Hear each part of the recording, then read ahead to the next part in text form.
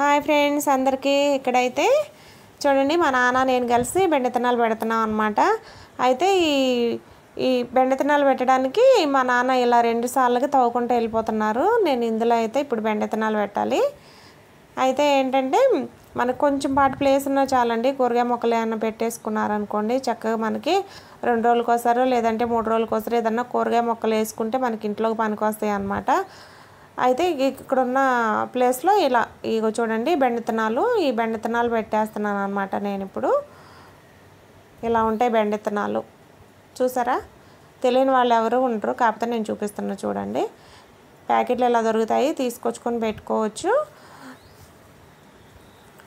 అయితే చూడండి ఇక్కడైతే మేము కొద్దిపాటి ప్లేస్ అనమాట. ఈ ప్లేస్లోనే మేము బెండ మొక్కలు, తర్వాత వంగ మొక్కలు, తర్వాత గోంగూర మొక్కలు అలాంటివన్నీ కూడా పెట్టేసుకున్నాం అనమాట. ఇవైతే పెద్దగా అయిపోయినాయి, ఎప్పుడో పెట్టినాయి.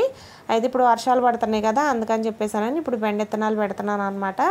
మీ ఇంట్లో కూడా మీ అమ్మ నాన్న ఇలాగే బెండెత్తనాలు లేదంటే కూరగాయ మొక్కలు అన్నీ పెడతా ఉంటారా కదండి. వాళ్ళని చూసి మనం చాలా నేర్చుకోవాలి.